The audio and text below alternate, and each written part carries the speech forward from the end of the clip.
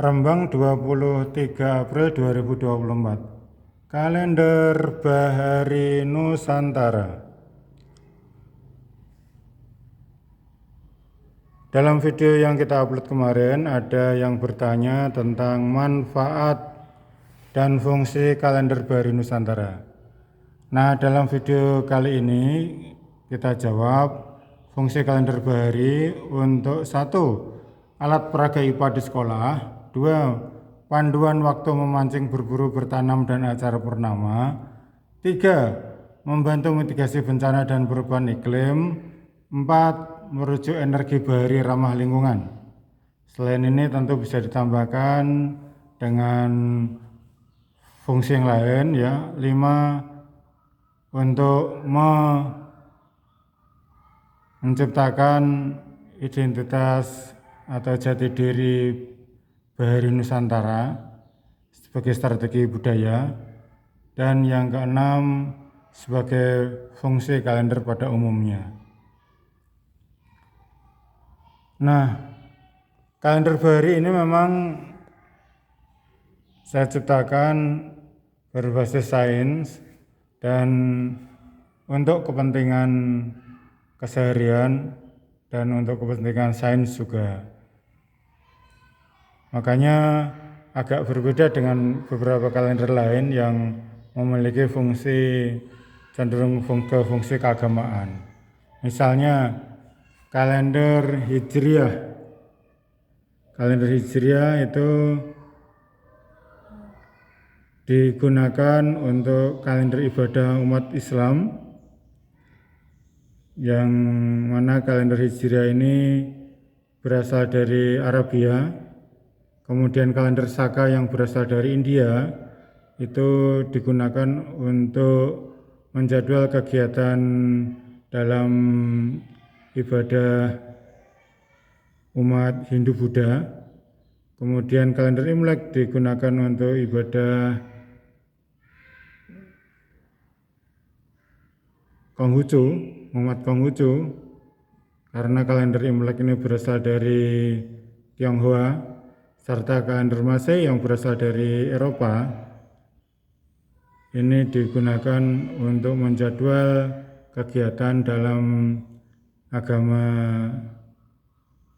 Kristen, Katolik, Protestan yang memang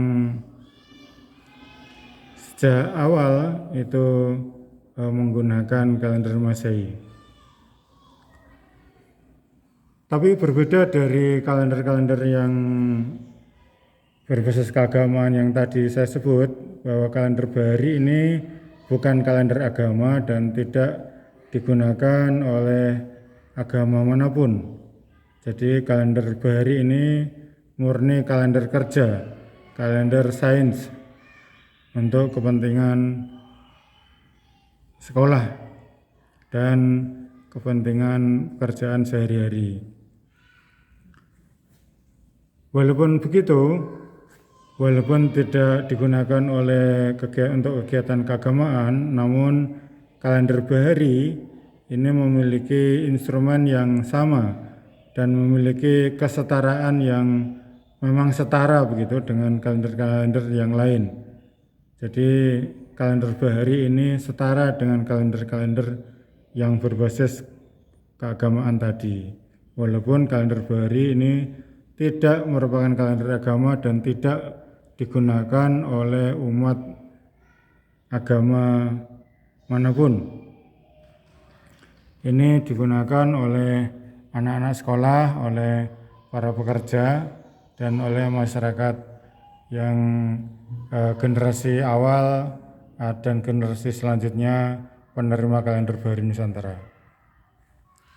Kita bahas sedikit fungsi kalender Bahari yang tadi sebagai alat peraga IPA di sekolah. Ini penting karena tidak semua guru itu tahu tentang astronomi. Ini sangat memprihatinkan karena astronomi kan memang harusnya menjadi ilmu dasar bagi sekolah, bagi guru, sebab dengan mengetahui astronomi kita Jadi tahu dunia luar, tahu alam, tahu lingkungan, dan tahu kalender begitu. Kalender Bahari di sini memiliki siklus ya, memiliki pasang surut ya, posisi terbit terbenam matahari, terus posisi transit bulan matahari, posisi pasang surut. Nah, inilah yang penting untuk diketahui murid-murid. Jadi bulan itu kalau siang ada di mana, kenapa tidak kelihatan, dan kalau malam itu kadang kok nggak kelihatan, itu bagaimana. Itu guru-guru kadang tidak mengerti bahwa bulan itu terbit dari timur dan terbenam di barat. Kadang kenapa bulan ada di barat dan tidak berjalan ke timur begitu dan seterusnya, itu kadang-kadang guru-guru di sekolah-sekolah itu tidak tahu. Bahkan pasang surut harian yang dipengaruhi oleh bulan itu guru-guru juga tidak tahu berapa ketinggiannya, berapa kali pasang, berapa kali surut dalam satu hari, kadang-kadang tidak tahu. Makanya dengan adanya kalender Bahari Nusantara ini, alam pikiran guru akan lebih berkembang, dan dengan mengetahui pasang surut ini kita juga bisa mengetahui psikologi anak-anak, karena orang juga, manusia juga memiliki kandungan air di dalam tubuhnya, yang mana tentunya juga mendapatkan pengaruh dari pasang surut yang dikaitkan dengan gravitasi bulan dan matahari dalam setiap harinya. Begitu penting sekali mengetahui kalender Bahari untuk IPA. Mas Gibran sudah belajar tadi? Sudah? Oh, sudah belajar. Oke, nggih. Ini istirahat, Mas. Istirahat. Oke, ya. Ya. Selanjutnya, selain pasang surut juga terbit terbenamnya matahari yang merupakan dasar dari sistem waktu. Kita akan tahu pengaruh-pengaruhnya dalam hampir semua siklus kehidupan kita.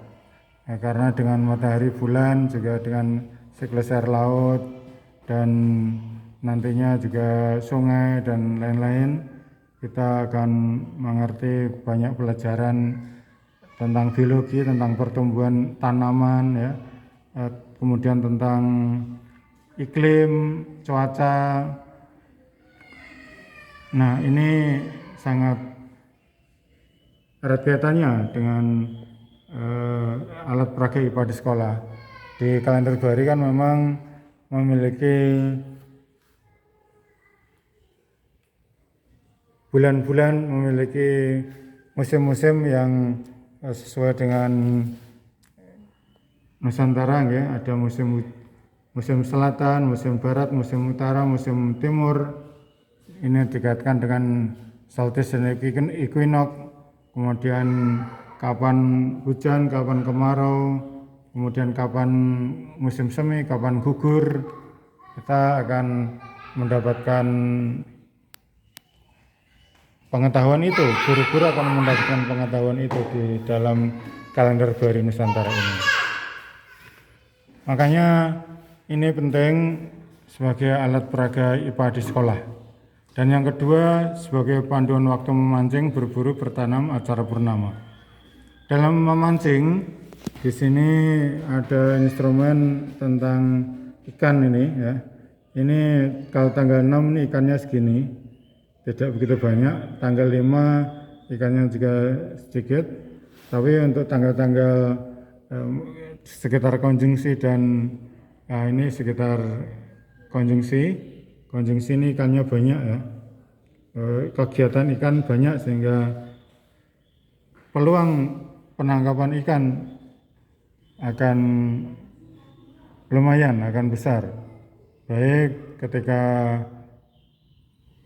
1 jam sebelum atau setelah matahari terbenam atau ketika bulan transit di atas kepala kita ya. Ini memiliki ukuran yang skala kemungkinan yang sederhana yang kita tunjukkan di sini berdasarkan penelitian ilmiah, sehingga untuk waktu-waktu yang tidak banyak ikan seperti tanggal 20 ini tidak banyak ikan ya, tanggal 19 juga tidak banyak ikan, nanti nelayan bisa mungkin libur atau dia bisa belajar marketing ikan agar dia bisa lebih berkembang, agar hemat solar dan lain-lain ya. Tanggal 19, tanggal 20 ini sepi ikan ya, ini sepi ikan 19, 20, 21 sepi ikan seperti itu. Ini 19, 20, 21. Yang ini kalender Bahari, yang ini angka kalender Masehi. Kalau yang hijau ini angka kalender Saka, yang kuning ini angka kalender, yang hijau kalender Hijriah, yang kuning kalender Saka, yang merah ini kalender Imlek. Mas Miftah, kok sendirian? Iya. Oh, tadi udah belajar? Iya. Oh, enggak, belajar dulu itu sama teman-temannya. Nah,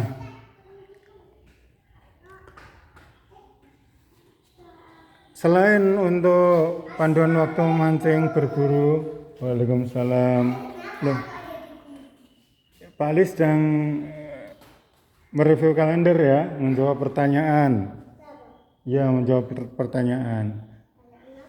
Pertanyaan tentang kalender, Mas. Ya.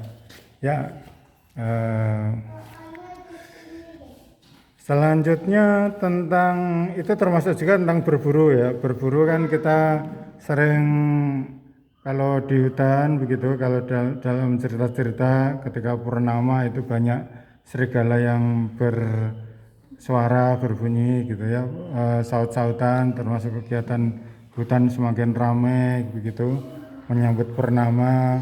Ada gairah-gairah ketika purnama itu, dan itu siklus kalender ini tentu kita ketahui ya.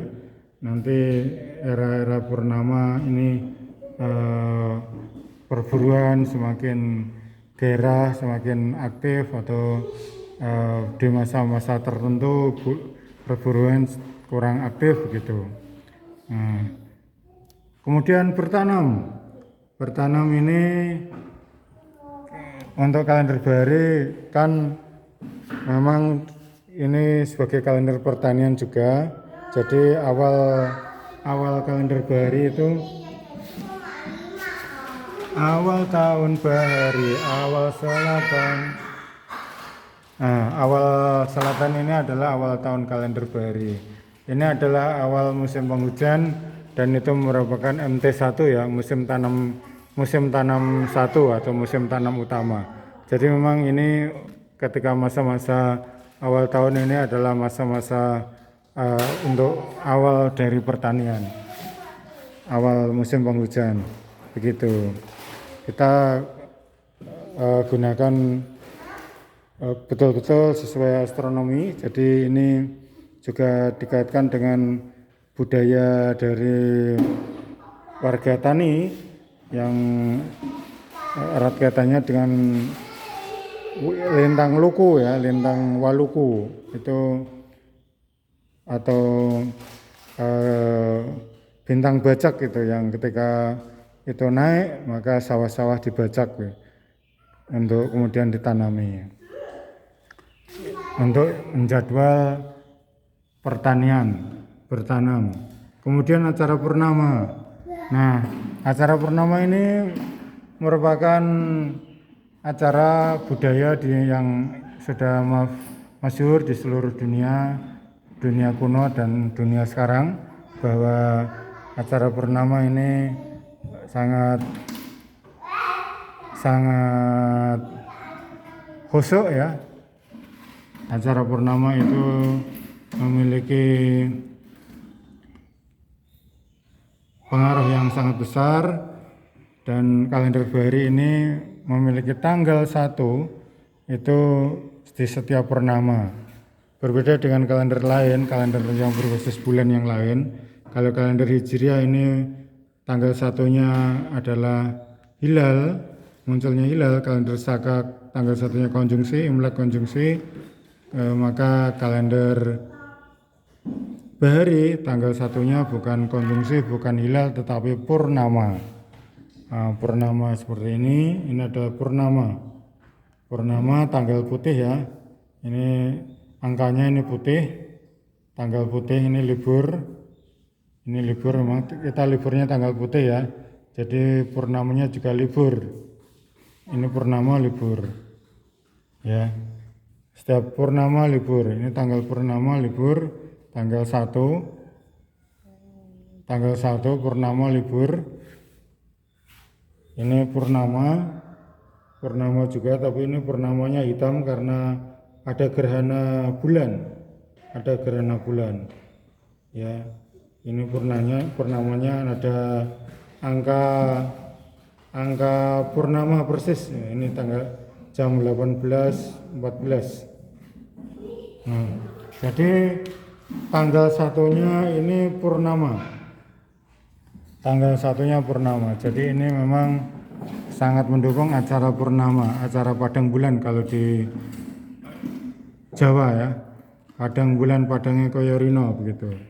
Dan kalender Bahari memiliki lagu-lagu yang terkait dengan purnama itu agar sebagai lagu untuk pembelajaran kalender Bahari Nusantara.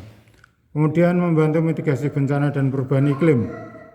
Ini dilakukan untuk menghadapi persoalan global, persoalan umat manusia hari ini tentang perubahan iklim. Dan kita memitigasi bencananya dengan edukasi kalender Bahari ini. Kan kalender Bahari memiliki 4 ya. Tadi udah belajar semua kan ya sama bu guru? Oke. Sebentar ya Pak Ali, review dulu. Nah, tadi membahas untuk mitigasi bencana dan perubahan iklim. Kalender Bahari kan memiliki 4 musim ini atau 4 siklus ini ya, sesuai dengan kiblat papat 5 pancar itu ada 4 ya. Ini timur, selatan, barat dan utara. Jadi ini ada hari utara, ada hari timur, ada hari selatan, hari barat. Kalau hari barat itu ekuinok barat itu ini ya. Kebetulan di tahun 2021 ini ekuinok baratnya tanggal 20 Maret ya, ekuinok barat 20 Maret. Kita tulis di sini 20 Maret, jadi tanggal 22 barat itulah ekuinok barat. Nah, kemudian nanti ada ekuinok timur. Ekuinok timur ya. Oke. Oh ya, sebentar. Ini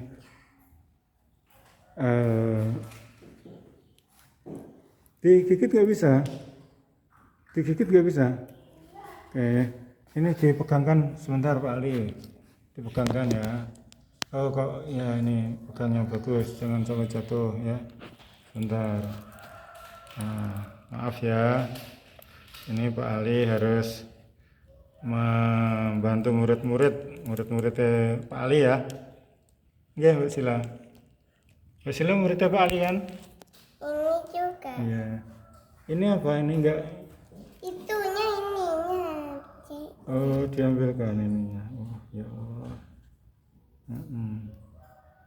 Muridnya Pak Ali pinter-pinter ya.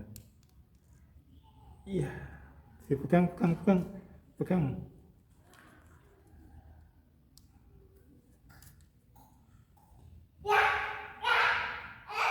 Kok angel?